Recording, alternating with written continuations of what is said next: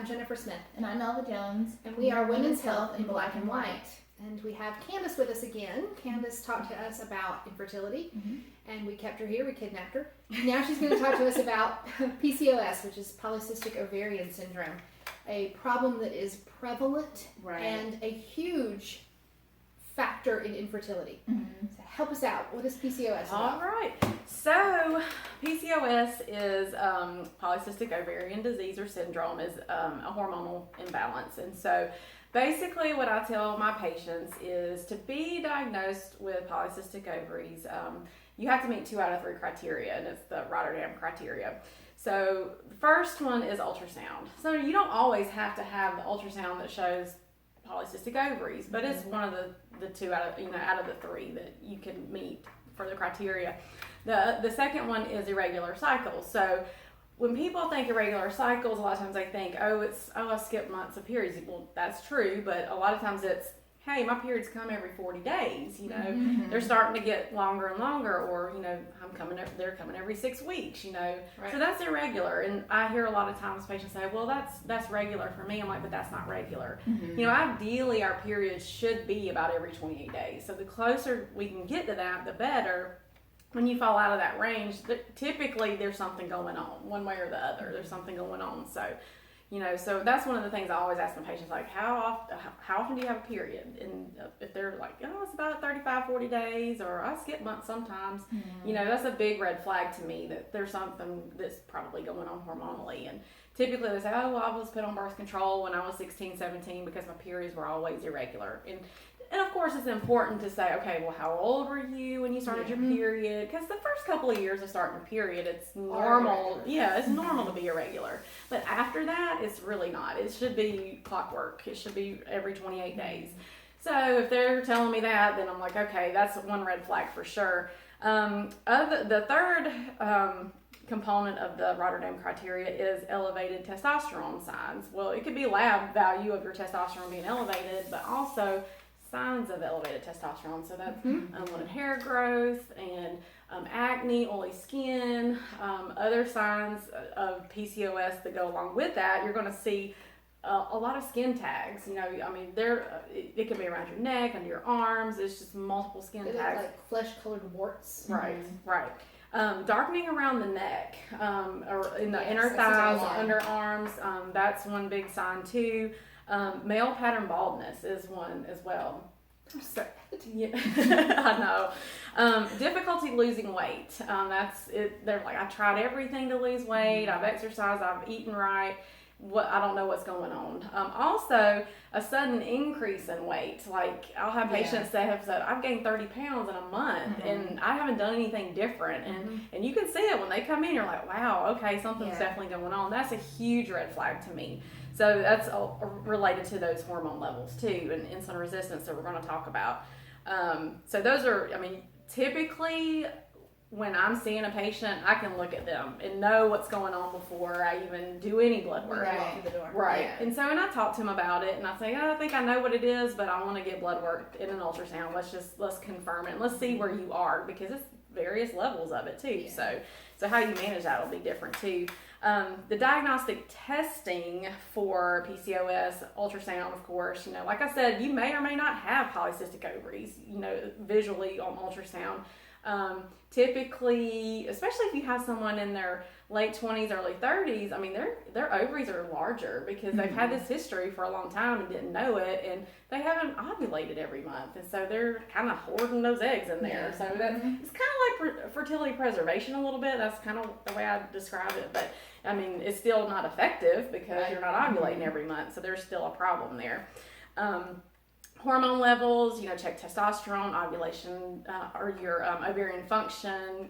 Insulin is huge. So insulin resistance is a huge problem that we're having now, where your sensitivity to carbs is you're producing lower quality insulin to keep your blood sugars under control, but that elevated insulin actually causes and leads to that elevated testosterone, and so those things go hand in hand. Typically, you're going to see both of those together. And so I've heard physicians say that PCOS is prediabetes.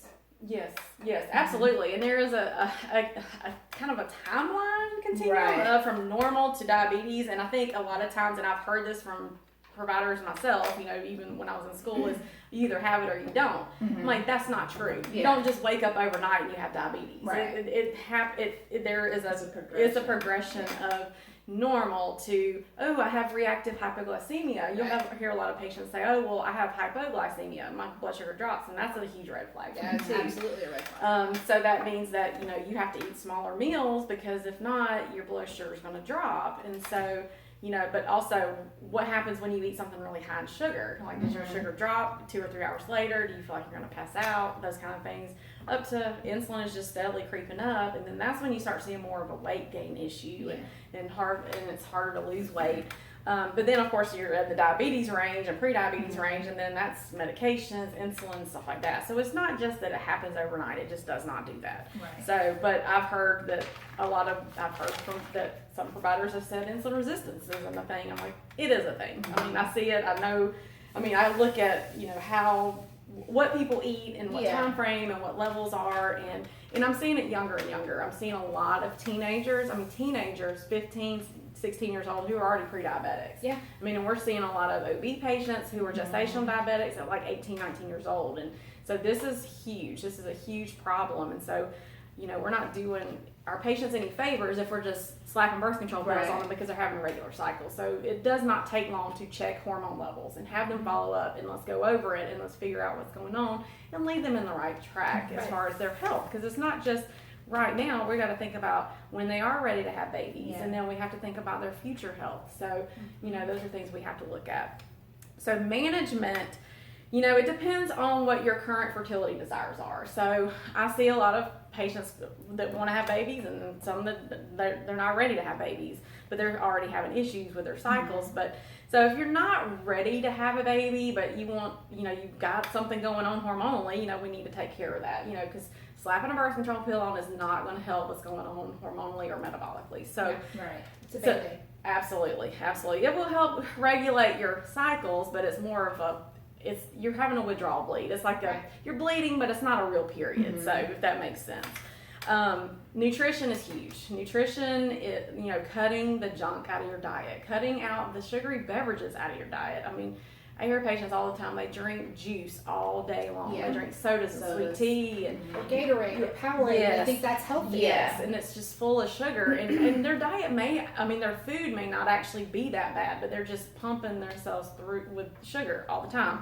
So explaining that, what's happening, they take that sugar in, their insulin shoots up, their testosterone shoots up, their cycles get worse and worse, they're more irregular, their weight gain is more, and all that. So it's just a progression of that. So super important to do low carb, and that looks different for everyone. So there's keto, of course, and keto is great.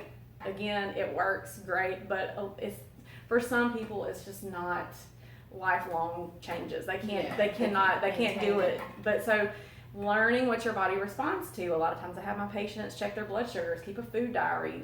How does your body respond to certain things? Because everyone responds differently. So there's a lot of little things that you can do with diet.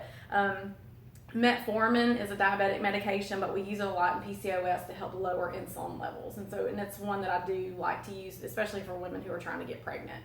But it's also good for women who are not trying to get pregnant. So it just helps to lower that insulin level. And then, as I said, contraception to help regulate cycles.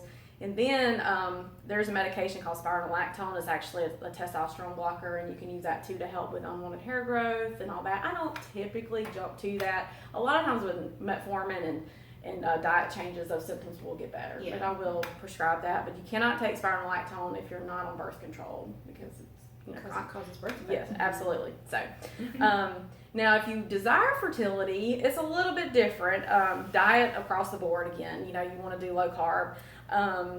Also, the biggest thing that I talk to my fertility patients about is when they do get pregnant. So I want you to get pregnant. I want you to stay pregnant. We want a healthy mom, a healthy baby. A lot of times, my PCOS insulin resistance patients, they've had early miscarriages. They're like 5, 6, 7 weeks pregnant. And what a lot of people don't realize is it's more of a pre-ovulatory issue because they didn't ovulate as well. And so they're not producing that progesterone from the corpus luteum, which is what's left over after you ovulate. And so that's what maintains a pregnancy until the placenta kicks in.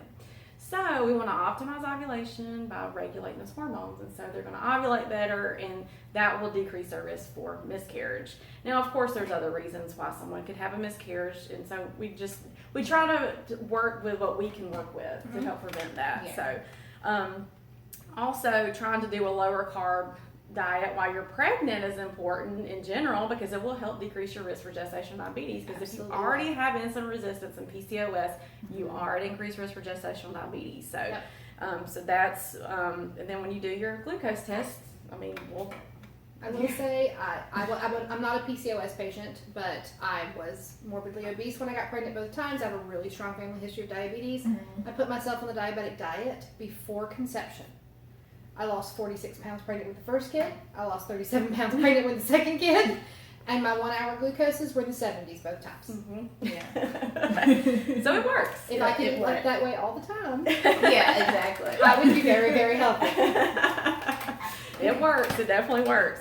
Another thing that I talk to patients about who are trying to get pregnant and they have PCOS is tracking ovulation. You need to track ovulation. It helps to narrow it down, first of all. Right. But also, you'll be able to see, is my hormones doing what they're supposed to do when I'm supposed to ovulate? So, and if not, then we need to think about other options as far as the ovulation medications, up to going to reproductive endocrinology. So, those are definitely things to look at. Risk factors for polycystic ovaries. One big thing I always ask about is family history. Family history is so important. So family history, diabetes, pre-diabetes, also gestational diabetes. I always ask about their moms, like how was their health when they were pregnant with you or your siblings. That's super important. Irregular cycles, like we talked about, that's one of the big red flags as well. The signs and symptoms of testosterone or elevated testosterone, and obesity is one of the things that is also a red flag as well. So, when you're dealing with teenagers, it's very important to not harp on weight. Like, I find that I like that you do that. Yeah, I try not to harp on it because teenagers are so sensitive about it, and rightly so. I mean, we were all teenagers at one time. We know. I mean, even now, I know I'm sensitive about it. So I don't go in saying, "Oh, you just need to lose weight." I hear it all the time from patients who have been somewhere else, and they say, "Well, all they told me is I need to lose weight." I'm like, they're not telling you why. Like, what's going on? You need to know why. So I don't even harp on that when I first talk to them. I don't harp on it at all, actually. I just tell them that, this is what's going on metabolically, and this is how we need to fix it. And I don't really care if you're a size 2 ever, because that's just not going to happen for some people, Well, and I don't care what size you are. I don't either. Right. Absolutely. I care about your health. Absolutely. And there are plus size women who are very healthy. Absolutely. Who exercise, who have good cardiovascular health, whose blood sugars are normal. Right. You can look however you want to look. Absolutely. If you want to look bad enough, you'll get there. Right. Yeah. But I don't care. I think that's a misconception too. Like, you're like, oh, well, you're overweight or you're obese, so you're automatically gonna have trouble getting pregnant or trouble during pregnancy. But skinny, healthy weight women have issues too. So the weight part of that doesn't, really matter. Right. Absolutely. Very, very thin people have a lot of trouble. Exactly. Oh, yeah. Yes, usually because they're super anxious and stuff. Because you're really twitchy. Yes. Absolutely. And hungry. Yeah. Girl, get a cheeseburger. Absolutely. Without the bun, though. Yeah, without the bun or the sweet tea. Like, That's when you right. said that, like, a lot of people are like, yeah, I'm low carb or I'm eating salad, but then they get like a 52-ounce sweet bun or something like. Right. You could have just had the cheeseburger. Right, Like, absolutely. so monitor your drinks too. And I don't think that don't drink your resonates calories. with people. Like, they're not thinking about, oh, this drink has so much sugar in it, but I mean, you're killing it when you're drinking stuff like that. Absolutely. I see it all the time. Yeah. So, I mean, being overweight and obese, it's one of those risk factors, but at the same time, again, I don't harp on that. I really don't. I get super excited when someone improves their A1C. Like, I get really excited. Or they have a spontaneous period. I'm like, we had a period. I get really excited about that. So I don't really look at the scale. I mean, it's just one of those tools that we look at, but it's not really, it's not the end all be all. It really isn't. You are not a number on a scale. Right. Absolutely. So potential complications for PCOS, like diabetes, high blood pressure, cardiovascular disease, recurrent miscarriages, early miscarriages, prolonged uterine bleeding. So a lot of times I'll see patients that go 2 or 3 months without periods, and then all of a sudden they start bleeding, and then they're bleeding continuously. And basically what is happening is that lining has gotten so thick, and then just like it just starts to break down, and you're just not having a full-fledged bleed like you're supposed to. And so, so then you have to look at, okay, giving medications to help with that, but also you can have someone who hadn't had a period for like a year. I mean, it happens, a whole year, and their lining gets so thick, they are at increased risk for endometrial cancer. So it's another thing that you have to look at as well, you know. So, and iron deficiency anemia. Yes, absolutely. So those things are super important and to monitor for because of those complications. The goals of treating PCOS, of course, for a lot of patients, it's getting pregnant. You know, that's one of the goals. But before that, I want my patients to be healthy. I want their hormones to be regulated, have natural periods, insulin resistance or their insulin levels to go down. You know, blood sugars are normal. You know, weight, again, I mean, that's kind of like a side effect of eating better, you know. It's a happy accident. Yeah, it is. You know, not everyone does that. So, but also it just helps to improve, you know, the ovarian function, like we talked about, and then and just improving ovulation just in general. You know, just it helps improve those pregnancy outcomes, and then also, you know, just improve your health for your pregnancy. And there's a lot of studies out there that are a lot of, for me personally, and what I do now is I see a lot of, I'm seeing kind of a trend with the PCOS and the gestational diabetes, and then also I'm seeing just kind of by observation, I guess, like autism issues and stuff like that too. So I'm kind of wondering about the links there. I mean, I know there's not a whole lot of studies out there, I don't think, but so it's just in general it's important. And then, you know, you want to be as healthy as you can when you're pregnant, because what you do when you're pregnant can impact your babies, but also your grandbabies, because they're absolutely. I mean, when you're pregnant with your daughter, I mean, her eggs are in there, so you're carrying your grandbabies too. This is generational. Yes, so it's super important. That's why it's happening younger and younger and younger. Yeah. I mean, so it really does impact things. So, you know, it's PCOS is, we see it every day. I mean, I see it multiple times a day, and you know, and we should take better care of our patients and not just throw a birth control pill on them, just and send them on their way. So, you know, I say all the time, there's no magic pill. There's not, and that means birth control pill too. Yes, absolutely. There's no magic pill. Absolutely. We need to get to the basics of what makes people healthy. Right. Absolutely. And honestly, what will make you healthy is what you eat and how you move. Yeah. Absolutely. That is number 1 and number 2. Says the fat girl in the corner who didn't exercise yesterday. It's easier to say than do. Oh yeah, I know how to get you healthy. Right. Do I know how to get me healthy? Well, you know, I do what I say, not and I do. You know, it's like when you tell your kids, just do what I'm telling you to do. Exactly. I'm trying. Well, that's all for PCOS. If you have questions, please forward them to us via Facebook, Instagram, Twitter.